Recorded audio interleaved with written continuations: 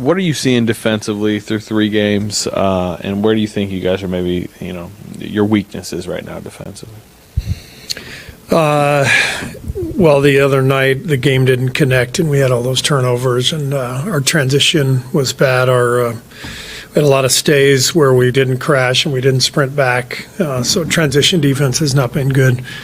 But it's early in the season, so I'm not going to take too much from it as long as we're paying attention to the things that we're trying to get better with. When it comes to the turnovers, I think it was about 25 the other night. Was that just an astronomical number to you? Is that something you want to cut down each game, or is it we're playing fast pace and it just happened? No, it's got to come down.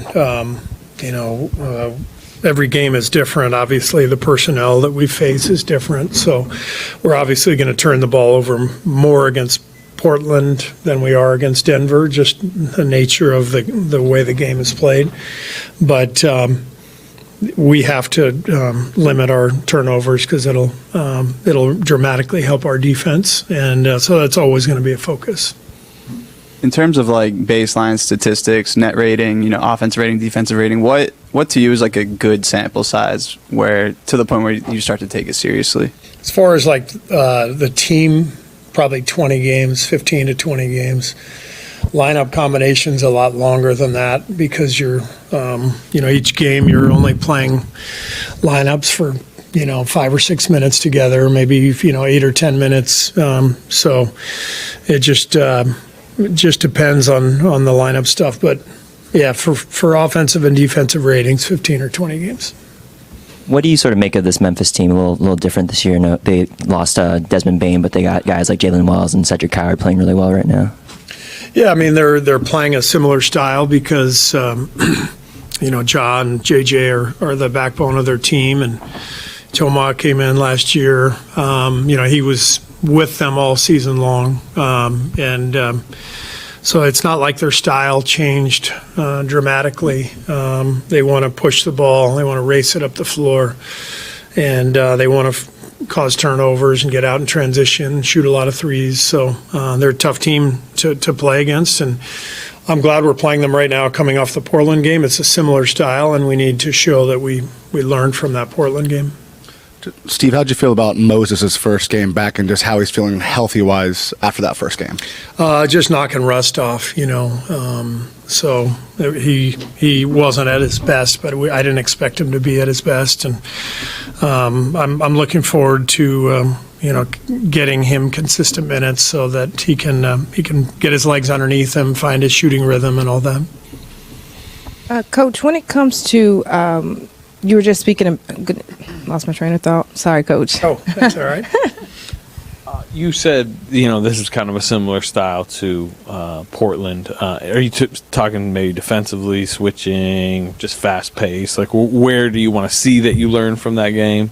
And why do you say, I guess? Yeah, multiple handlers pushing the ball like Portland. A lot of like-sized guys switching. They're a little different because they have a dominant post player in Jaren. Not necessarily low post. He's capable of going down on the low post, but just a dominant player at that size is a different ball game. But it's really the pace and the flow, and the style is. Toma worked with Thiago in Paris. I think they share a similar vision for that kind of pace, for playing a lot of bodies. They obviously have a lot of guys injured right now, but they want to keep pressure on you for 48 minutes.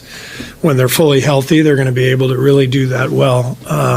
Right now, obviously, they've got guys out, but they still want to play fast. Brandon Pajemski through 3 games only has 3 assists, and he knows how to read the offense. He knows how to play make for others. Why has that category been a little stuck for him? He's not at his best right now. I think he's pressing a little bit. Brandon always wants to be great, and sometimes he just needs to relax and be good, and that's when his play becomes great. So I think he's just similar to last season early on. He's just pressing a little bit. He just needs to relax and play. He's a hell of a player, and he makes us better. And he'll get it turned around. Hey, Steve, with Al's situation and not playing in back-to-backs, what are some of the, like, how do you go about determining which of the half that you're going to play him in? Just matchups, and right now matchups, and later on it may be health. He might need an extra day's rest in between games, whatever it is. So, but for tonight and tomorrow, it was the emphasis on the Clippers' size and Zubats, and we could have used him tonight against JJ too, but we can only have him for one game, obviously.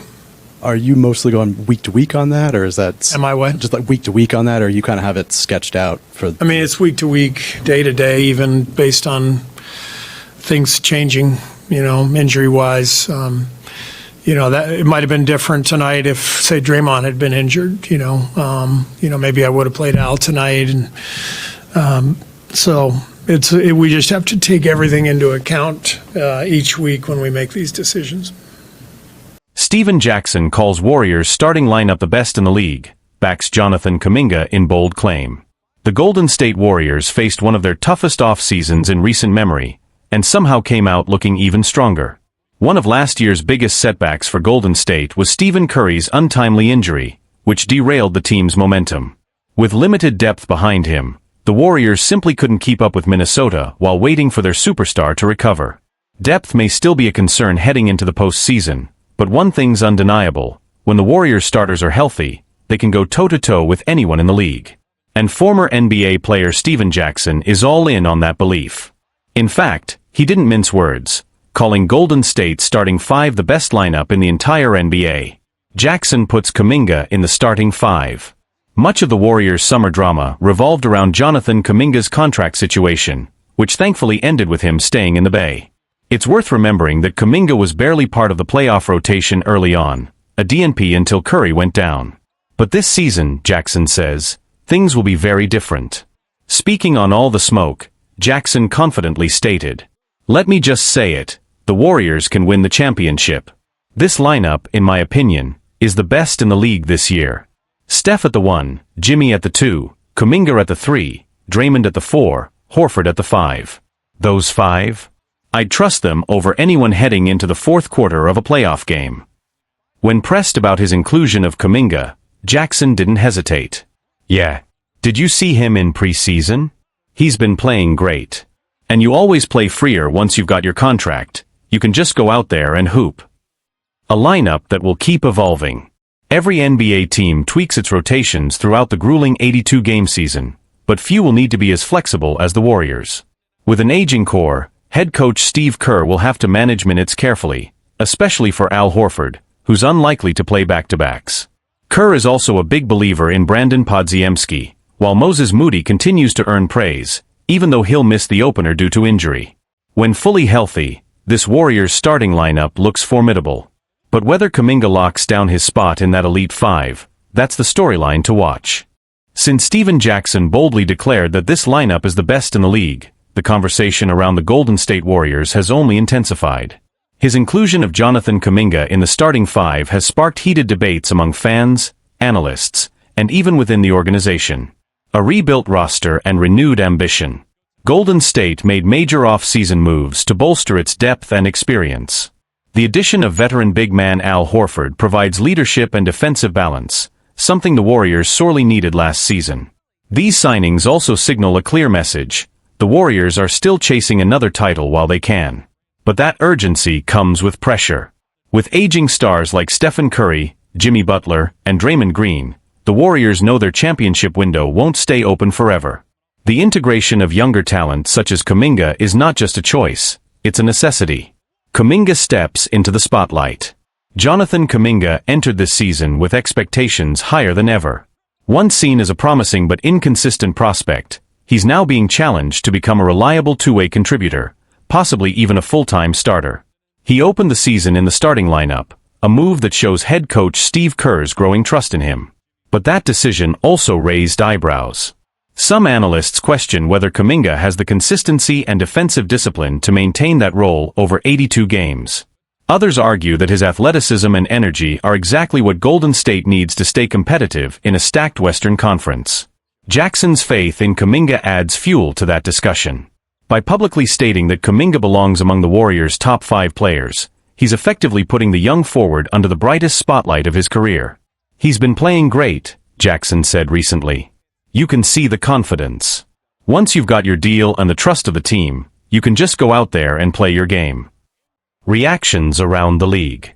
Jackson's comments divided opinions across the NBA community. Some former players and analysts applauded his take, saying the Warriors' mix of championship experience and emerging youth makes them dangerous. Others called his claim overly optimistic, pointing to Golden State's aging roster and injury history. Still, there's no denying that when healthy, a lineup of Curry, Butler, Kuminga, Green, and Horford is formidable. It combines elite basketball IQ with physical versatility, something few teams can match. Challenges ahead. Despite the optimism, there are real questions about how this group will hold up through the long season. Managing minutes for veteran players will be crucial, especially for Horford, who's unlikely to play back-to-backs. Kerr will need to rotate carefully, giving opportunities to young contributors like Brandon Podziemski and Moses Moody, both of whom have earned praise in recent months. The key storyline to watch is simple. Can Jonathan Kuminga solidify his place in this powerhouse lineup and deliver on Jackson's bold prediction? If he does, the Warriors won't just be contenders. They could remind everyone why their dynasty isn't done yet. Warriors announcer praises Jonathan Kuminga for remarkable improvement in key part of his game. Jonathan Kuminga is starting this season on a high note, and people around the Golden State Warriors are taking notice. Through his first 3 games, Kuminga has averaged 15.7 points, 7.3 rebounds, and 4.0 assists, numbers that already surpass his production from last year. The sample size may still be small, but it's clear that something has clicked for the young forward. Beyond the stats, Kuminga looks sharper and more composed than ever. His ball handling has tightened, his three-point shooting has climbed to an impressive 50%, and even Stephen Curry has praised his defensive work, particularly in matchups against Luka Doncic. Bob Fitzgerald highlights a new dimension in Kuminga's game. Golden State's longtime play-by-play announcer Bob Fitzgerald says there's one area where Kuminga's growth truly stands out: his passing. Fitzgerald pointed out that Kuminga's 4.0 assists per game are a major leap from his career average of around 2, and that this shift reflects a new level of maturity. Young players come into the league thinking, "I need to score, score, score, that's how I'll get noticed," Fitzgerald explained. But eventually, you realize that impacting winning is about much more than points. It's about rebounding, passing, defending, doing the things that keep you on the floor and help your team win. Then he added, with real admiration, "Jonathan's passing right now is extraordinary. It's the best it's ever been in his career." A smarter, more team-oriented Kuminga. Head coach Steve Kerr also noticed this transformation during preseason, praising Kuminga's improved playmaking and decision-making. And through the early stretch of the regular season, that development has earned Kuminga a consistent starting role in all 3 games so far. Veteran teammate Draymond Green has echoed the same sentiment, that Kuminga is beginning to understand the flow of the game and how to make others better. Kuminga's growing court vision and his willingness to facilitate the offense instead of forcing shots show a level of poise and self-awareness that the Warriors have been hoping for since drafting him. If he keeps this up, Kuminga isn't just securing his starting spot, he may also secure his future in Golden State, silencing trade rumors and cementing himself as a cornerstone for the next generation of Warriors basketball. A contract, a role, and questions about the future. Jonathan Kuminga's story this season goes beyond his on-court performance. After months of speculation, the Golden State Warriors officially secured him with a 2-year contract extension, a move that reflects both confidence and expectation. The deal not only provides Kuminga with well-deserved stability, but also confirms that the Warriors see him as part of their long-term vision. Yet, it raises new questions. What role will he play alongside established stars like Stephen Curry, Jimmy Butler, and Draymond Green? And can he keep growing while adapting to the responsibilities that come with being a starter on a championship-minded team? Growing respect from within. Head coach Steve Kerr has been vocal about Kuminga's progress, particularly his ability to read the floor and create for teammates. According to Kerr, Kuminga's improvement isn't just physical, it's mental. He's starting to understand how to control the tempo, when to attack, and when to trust the pass, Kerr said recently. Kuminga himself has embraced this mindset shift. When asked about his evolving role, he said he doesn't worry about whether he's starting or coming off the bench. "I just play where I'm needed," he said. That quiet confidence has impressed his teammates and the coaching staff alike. Veterans like Curry and Green have also noticed the difference. They've praised Kuminga's patience, decision-making, and willingness to learn, all signs that he's transitioning from a talented prospect to a reliable core player. A changing dynamic inside Golden State. Kuminga's emergence has subtly reshaped the team's internal dynamics. His growth allows Kerr to be more flexible with rotations, especially as he manages the minutes of older players. It also gives the Warriors another dependable scoring and defensive option when their stars rest or face tough matchups. But it's not just about depth. Kuminga represents the bridge between the Warriors' championship past and their uncertain future. As the franchise's veteran core gets older, his development could define how long Golden State remains competitive at the highest level. Still, with that opportunity comes pressure. Now that Kuminga has a new contract and a larger role, expectations have skyrocketed. Fans, analysts, and even the front office will be watching to see whether he can maintain his consistency through the grind of an 82-game season. Challenges and expectations ahead. Despite the praise, Kuminga's journey is still far from complete. Kerr has made it clear that while he's thrilled with the progress, Kuminga isn't ready to be the focal point of the offense just yet. The team still expects him to refine his defensive awareness, improve his shot selection, and learn how to impact games when the ball isn't in his hands. Internal competition also remains fierce. With so many proven veterans on the roster, earning minutes in clutch situations will require Kuminga to be steady every night, not just in bursts of brilliance. But that challenge might be exactly what he needs. The Warriors have a history of young players thriving under pressure, and Kuminga's maturity suggests he's ready for that test. What comes next? Over the coming months, all eyes will be on how Kuminga handles this new chapter. Can he maintain his improved passing and decision-making over a full season? Will Kerr trust him in crunch time moments against top contenders? How will he balance his natural scoring instincts with the need to facilitate for others? If he continues on this trajectory, Kuminga could do more than just earn a permanent spot in the starting lineup. He could redefine his reputation from a high-potential athlete to a cornerstone of the Warriors' next era. And for a franchise built on evolution and excellence, that's exactly the kind of story Golden State loves to tell.